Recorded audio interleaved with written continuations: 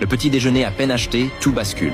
Un braqueur pointe une arme sur son fils. L'homme tire immédiatement. Jack se lance à sa poursuite, mais il est touché. Il s'effondre sur place. Juste avant de perdre connaissance, Jack grave le visage du braqueur dans sa mémoire. Pendant les 3 semaines suivantes, Jack subit 5 opérations. Puis, enfin, il se réveille. Mais son fils est mort. À partir de là, une seule idée, la vengeance. Il veut leur faire payer, très cher. Il contacte un fonctionnaire, obtient une liste de suspects, un nom après l'autre. Il vérifie, rien, aucun ne correspond. Jack refuse d'abandonner. Pour lui, c'est évident. Ces braqueurs n'étaient pas seuls. Quelqu'un à l'intérieur de la banque les a aidés. Pour ça, il change d'identité. Il infiltre la banque. Il postule comme agent de sécurité pour les fourgons blindés. Après plusieurs sélections, Jack est recruté. Lors d'un convoi de fonds, il fait exprès de laisser tomber un sac d'argent, un appât. Et ça marche. Les braqueurs descendent pour le récupérer. Jack ouvre le feu, puis il les poursuit. La traque le mène jusqu'à un entrepôt abandonné. Là-bas, Jack immobilise l'un des braqueurs. Il lui écrase le pied. Il exige de savoir qui a tué son fils. L'homme refuse de parler, même face à la mort. Alors Jack tire. Cet incident révèle sa fausse identité,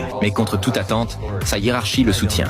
Il reconnaît ce qu'est ses capacités au combat. Il n'est pas renvoyé. Il est même promu. À partir de ce moment-là, Jack mène une enquête secrète, au quotidien. Il surveille les employés de la banque. Il est déterminé à trouver la taupe. Mais malgré des mois d'investigation, aucun suspect ne se démarque. Il l'ignore encore. Les autres braqueurs préparent un coup sans précédent. Ce jour-là, Jack fait le transport avec un collègue. Il s'appelle Carl, et Carl est la taupe. Pour rallier Jack à leur plan, ils coupent les caméras de surveillance. Arrivés au point de rendez-vous, le gang apparaît. La confrontation éclate, violente, sanglante. Et cette fois, Jack va enfin faire face à l'ennemi. Un fourgon blindé, rempli de cash, vient à peine de quitter le dépôt de sécurité. Et tout s'enchaîne.